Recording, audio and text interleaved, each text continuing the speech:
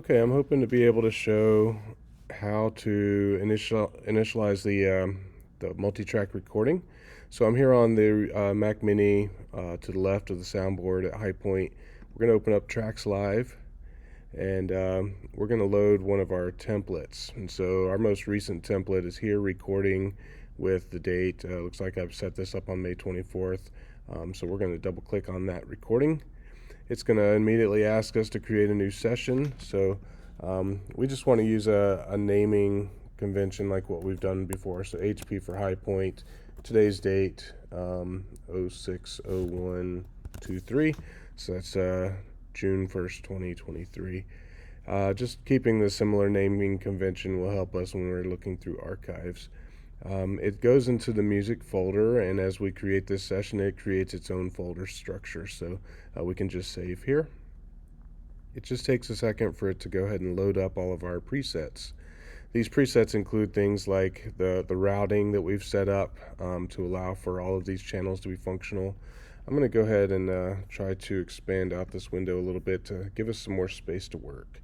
Since this is the only application running on this computer during services, we can just make it as big as we'd like. So a couple things, you can already see there's some mics in the room that are picking up my voice because I'm nearby.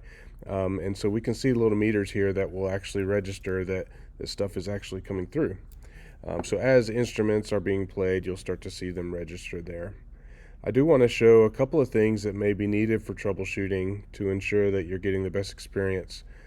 So for one, if you are not getting anything through here, if you click right here where it says timecode source and it's got the numbers 2997, that's just sort of like a quick button that'll take us to our tracks preferences. Some things we want to look for is just to make sure that we're in a 16-bit depth under session settings.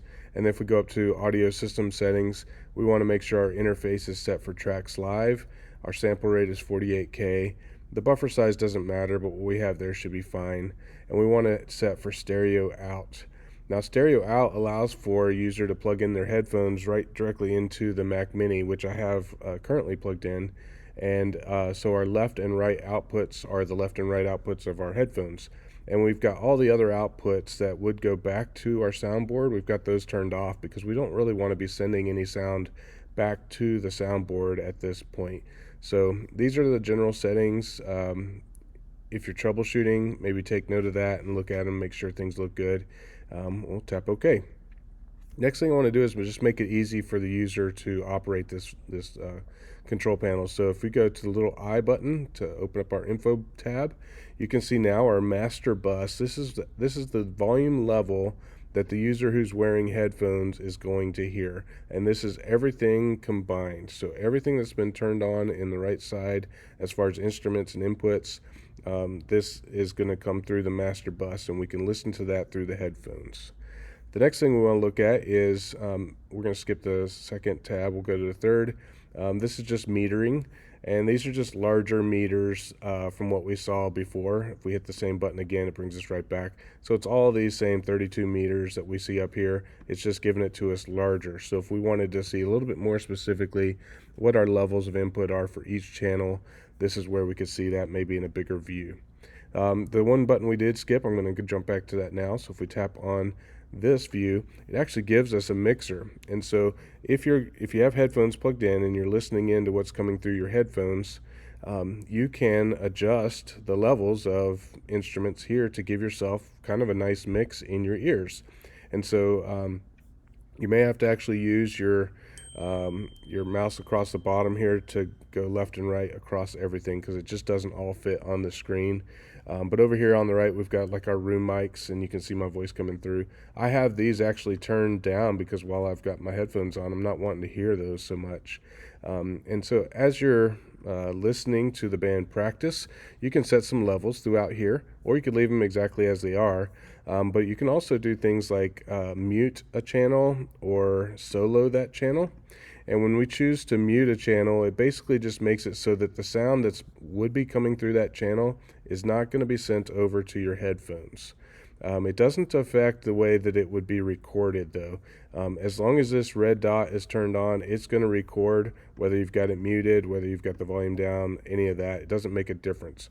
Now the solo button allows for you to listen through your headphones for that one specific channel.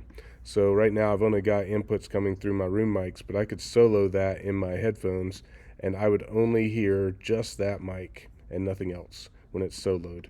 So in troubleshooting, if you're trying to figure out why am I not hearing anything in my headphones, just go through and make sure that nothing has been set to solo, because you may actually be limiting what is going to your headphones. Now you don't have to have your headphones on or even in use to make sure that things are working right. So if I were to close down this mixer bar and let's just say over here to the right we've got ways of scaling what we see on there. I could basically just hit record. That's the circle button. I can come down to my inputs that I'm expecting to see signal in, and I should actually see that I've got levels coming through.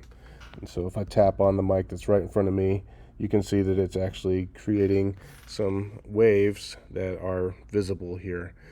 So without even having headphones on, I can know that things are being recorded because I'm seeing action through here.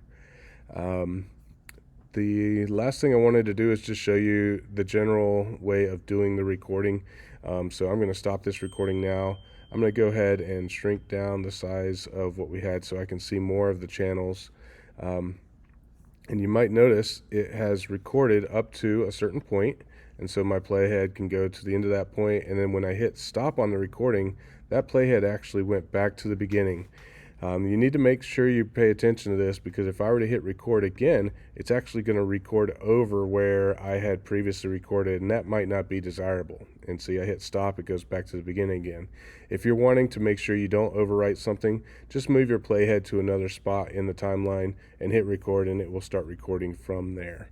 If you also wanted to just double check what you've recorded, like say through your headphones, you can put your playhead to a certain spot in the timeline, any spot you choose, and then when you hit play, it's going to play back what was recorded into your headphones.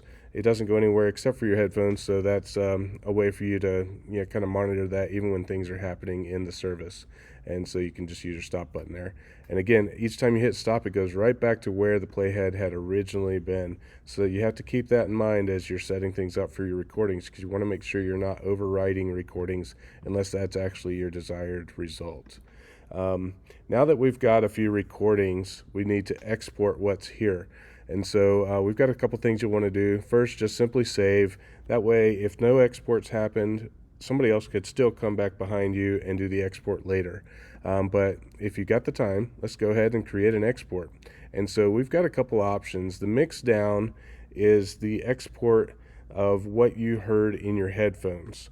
Now the mix down may not be desirable because it's only going to be one output, one channel, and there's no way to adjust or modify what was in that recording aside from the levels that you set during the recording. The reason why this isn't desirable is because maybe we only want to hear the keyboard player for training purposes, and if you do the mix down, it's all combined. You can't get just one instrument by itself.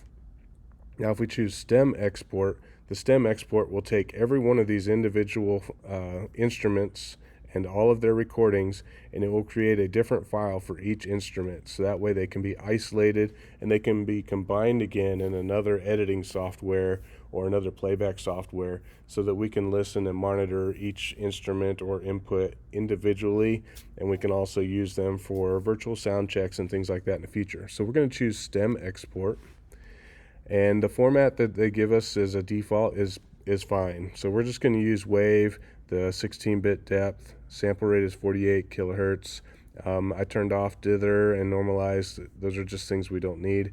And it defaults to a location. So when we first opened our project, the high point 060123, that was the number we had given it. Inside of that folder structure, there's also an export folder, and that's where all these are going to go. So I'm going to hit export. And since we only had a very short recording, less than a minute worth of recording, it didn't take long at all for us to get that. Now let's take a look at what we did export. So I'm going to open up our Finder, we'll go to music, we're going to find the one that we just created, and go to our export folder. And here's where you can see each of those individual instruments or inputs have been exported out for us here. And they're all labeled just like we have them labeled in the software. And so at this point now, this becomes a file. Like, let's say we wanted to listen to just the overhead microphones from the drum kit. We certainly could do that by just playing this back right now. Or we could send it by email or file sharing in some way. So that way, maybe the worship team can use it for practice or training. At either rate, once you have exported, there's nothing more that you have to do. We may in the future come up with a process for you to share those specifically in a certain location. But I suspect that if you were to actually have a full recording of a service, or maybe even 2 services as a full recording, you're going to have, a couple hours potentially worth of recording, and your export process is going to take much longer than the couple of seconds it did just now. So it's expected that you would probably hit export and maybe even walk away and just leave your workstation while the export is happening, because it's just going to take long enough that you wouldn't really want to hang around for that. But anyway, that gets you going for this. Again, just save before you close. And if your export is done and it's not doing anything else, you're ready to leave the workstation, go ahead and quit TracksLive, and then you're all set. Certainly let me know if you have questions. I'd love to make sure that this is like a functioning tool that everyone is familiar with. Thank you.